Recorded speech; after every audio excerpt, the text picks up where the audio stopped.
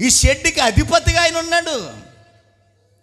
ఈ గ్యారేజ్కి, ఈ ప్రభు గ్యారేజ్కి ఆయనే అధిపతి. ఈ ప్రభు గ్యారేజ్కి ఆయనే అధికారి.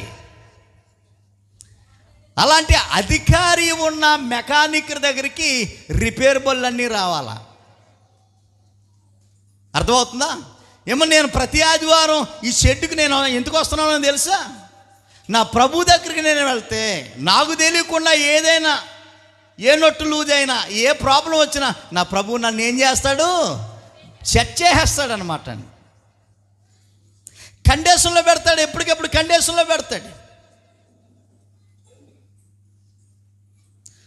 వారం వారం వారం వారం వారం వారం మాత్రమే కాకుండా శుక్రవారం కూడా చెకింగ్, బండిని చెకింగ్ చేసే అవకాశం ఉంది. బుధవారం బండి చెక్ చేసుకునే అవకాశం ఉంది.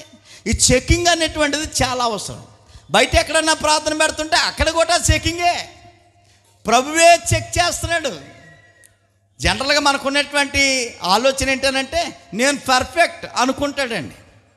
నేను చాలా మంచోడిని, మంచిదాన్ని అని అనేసుకుంటామండి.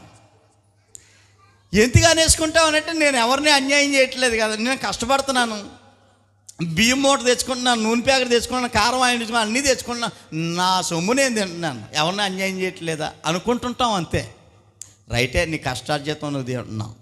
కానీ వాక్య పరిధిలోనికి వచ్చేసరికి ఎన్నో మిస్టేక్లు, వాక్యం దగ్గరికి వచ్చేసరికి ఎన్నో తడబడుకులు జరగటం వల్ల దేవుని మార్గం నుండి నెమ్మదిగా చెడిపోయే అవకాశం ఉంది.